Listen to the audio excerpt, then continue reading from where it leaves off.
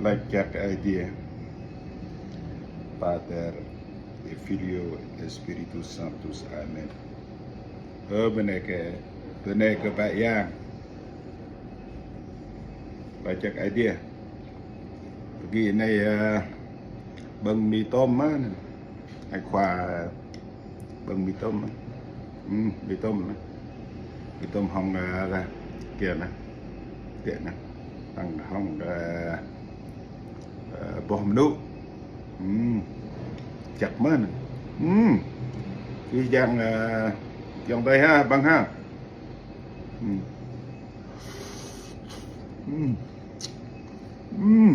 chặt mớ, bông ghi, wow, bom nụ. Bom nụ là có nghĩa là trái con gà, hột con gà. Wow. Tổ giác, lợn giác. Wow. Đúng không? Cái bên này nha.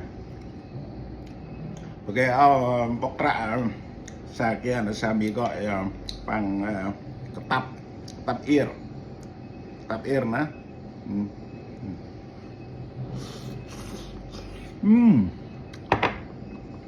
Bạ giác.